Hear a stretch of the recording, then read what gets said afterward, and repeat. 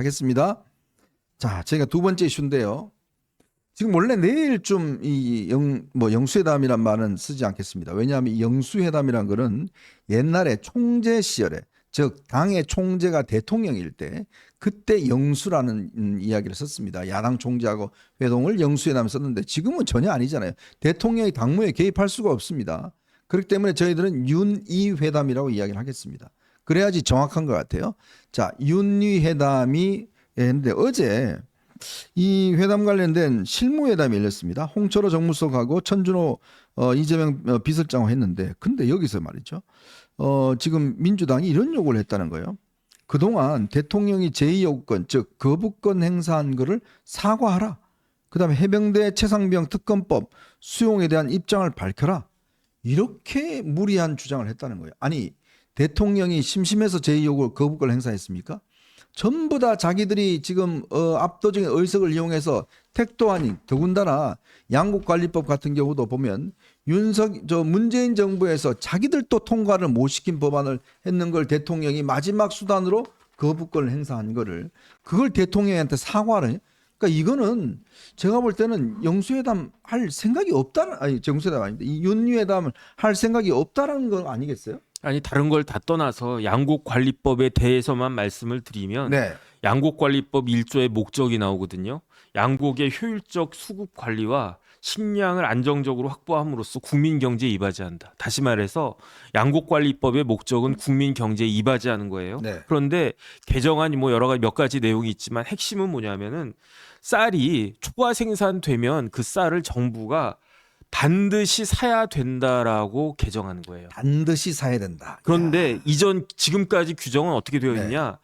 그렇게 쌀이 초과가 생산이 되면 정부가 이것저것 다 종합적으로 판단해서 네. 농민들을 위해서 그런 초과 생산된 양곡을 매입할 수 있다, 이렇게 돼 있어요. 네. 그럼 정부가 재량을 발행해가지고 이번에는 저희 농민들한테 사줘야 되겠다. 그러면 사는 거고, 이거는 도저히 지금 정부 여러 가지 여건상, 그다음 국민 경제상 이거는 사면 안 되겠다. 그러면은 사지 않을 수 있다는 거예요. 그렇죠. 어느 정도 여지를 두는 거고, 사실 대부분은 양곡 매입을 정부가 했었습니다. 맞습니다. 그런데도 불구하고 정부가 개입할 수 있는 여지를 완전히 없애는 거예요. 그런데 우리나라가 어떤 나라냐면요, 우리나라 식량 자급률이 높지가 않아요. 네. 100%가 안 되는데 100%를 훨씬 초과하는 작물이 있어요. 네. 그게 뭐죠? 뭐냐면 쌀, 고구마, 감자예요. 근데 고구마, 감자는 그렇다고 치고, 쌀에 대해서 왜 자급률이, 식량 자급률이 왜 쌀이 100%가 넘어가느냐? 네. 그거는 첫 번째, 옛날에 비해서 지금 그 농업 생산성이 굉장히 높아졌죠. 맞아요. 그러니까 똑같은 한 평이라고 해도 옛날에 1kg 나올 거 지금 3, 4kg 나올 수 있는 그런 게 될 거고, 더 중요한 건 뭐냐면요. 저도 마찬가지인데 밥을 안 먹어요. 그러니까 밥안 드세요?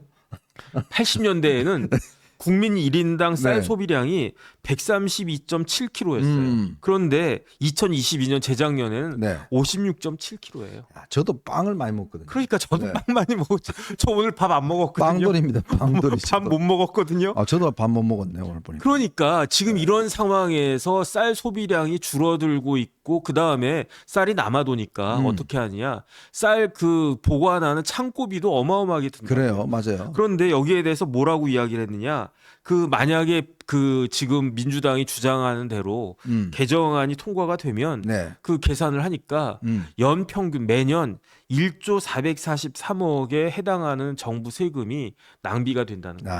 근데 지금 우리나라가 그렇게 호락호락한 상황입니까? 네. 우리나라 빚이 1,000조가 넘어갔고요. 맞아요. 그다음에 저 오늘 신문 보고 충격받았는데, 삼성전자가 네. 올해 지난해인가 지난해 법인세를 법인세 한 푼도 안 냈대요. SK 하이닉스하고요. SK도 한 푼도 안 네, 냈대요. 한 푼도 안 냈습니다. 제가 옛날에 삼성에서 변호사 할 때 삼성의 수익이 하루에 1,000억씩 났다고 그랬어요. 그렇죠. 하루에 1,000억씩. 그러면 한 달이면 3조고 1년이면 한 40조 났었는데, 그러니까 그때는 법인세를 1년에 10조씩 막 그렇게 냈던 때가 얼마 안 됐는데, 지금은 적자가 10조가 넘게 났다는 네. 거예요.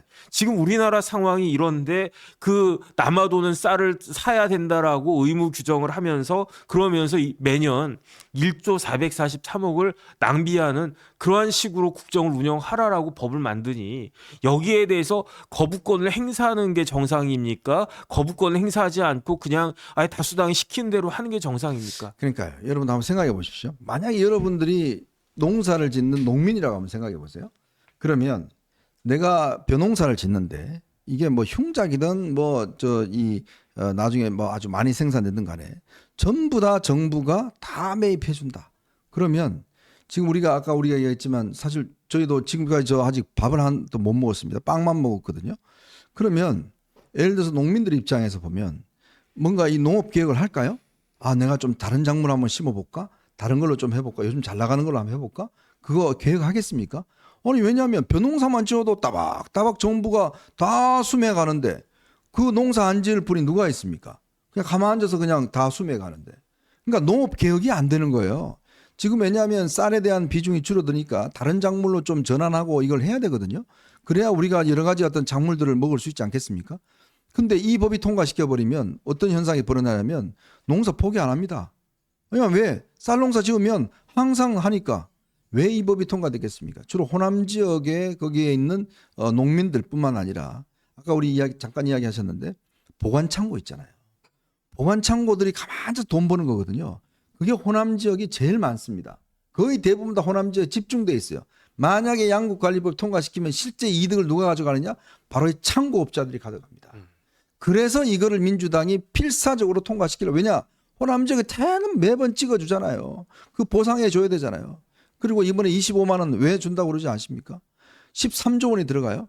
아이고 이번에 민주당 찍어주셨으니까 고맙습니다 하고 돈 주는 겁니다. 여러분 돈 25만 원 받으면 좋죠. 1인당. 근데 그것 때문에 물가 올라가면 뭐가 이익이 남습니까? 하나도 이익이 남지 않아요.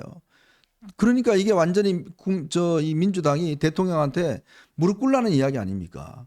그러나 놓고 무슨 이 회담을 하자 그래요.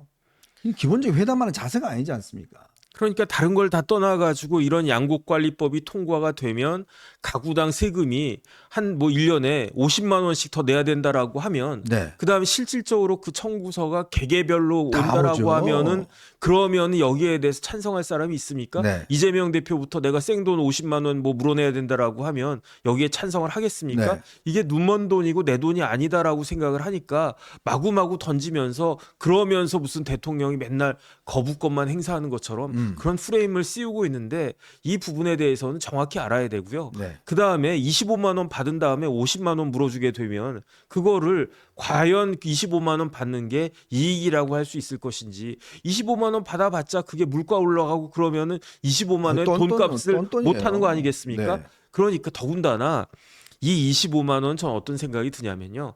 단순히 경제적인 문제가 아니고 이게 만약에 25만 원 주기 시작하면 21대도 25만 원 받았잖아요. 네, 그렇죠. 22대 25만 원 이제 주는 거잖아요.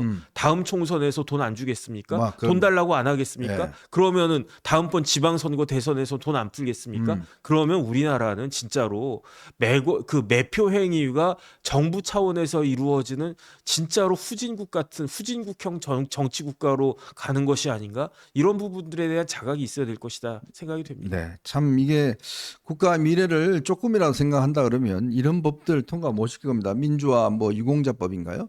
그것도 통과시켜서 이제 민주화 운동한 사람들 가족들까지도 전부 다 의료 혜택 뭐 다 주자는 법안을 만들었어요. 이게 완전히 자기들 그냥 동네 입법입니다. 생각해 보십시오. 전부 다 자기 진영에 지금 유리한 입법들을 해놔놓고 대통령이 국민 전체를 봐야 되지 않습니까? 그러니까 대통령이 거부권 행사하니까 사과해라. 이렇게 지금 하고 있는 거죠. 이게 남미와 이런 데가 망한 이유가 다 여기 있습니다. 지금 보시면 알겠지만 지금요, 이 아르헨티나는요, 정말 그동안 뭐 한 10번이 넘나요? IMF 구제금융을 받았잖아요. 이제요, 대학교가 전기료가 없어갖고 대학에 전기를 못 준대요. 그래서 수업을 어디서 하느냐? 참 아르헨티나 나라가 어떤 나라입니까? 정말 잘 사는 나라였잖아요. 네네. 지금 대학들이 가지고 있는 이 전기료 부담을 못 해줘 갖고 정부가 지원을 못 해서 전기를 켤 수가 없대요. 그래서 수업을 어디서 하느냐? 밖에 노천에서 한답니다. 노천에서 학생들 모아놓고 한대요. 이게 지금 아르헨티나입니다. 왜 아르헨티나냐? 패권주의가 있잖아요.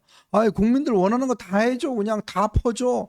그거 하다가 나라 망했지 않습니까? 동크라이 포미 아르헨티나 거기에 그냥 감성적인 그거 하면서 뭡니까? 결국은 이거 퍼주는 거거든요. 지금 민주당이 똑같은 꼴입니다. 그렇게 해서 국민들 퍼주다 보면 나중에 우리 대학들 전기료 없어서 갖고 마당에 나와서 거기서 저 수업하는 거 이런 게 지금 벌어지고 있음에도 불구하고 똑같은 짓을 지금 밟아가자고 하는 거 아니겠습니까? 아르헨티나가 20세기 초에는요 네. 세계에서 5번째로 잘 사는 나라 중에 하나였어요. 그럼요. 뭐 다 있잖아요 거기. 그런데 지금 그런 아르헨티나가 그런 나라 되지 않았습니까? 그런데 제가 생각을 해봤거든요. 네. 1억을 모은다라고 생각을 하면 1억 모으기가 얼마나 힘드냐면 한 달에 100만 원씩 10년을 모아야 1억이 되는 거예요.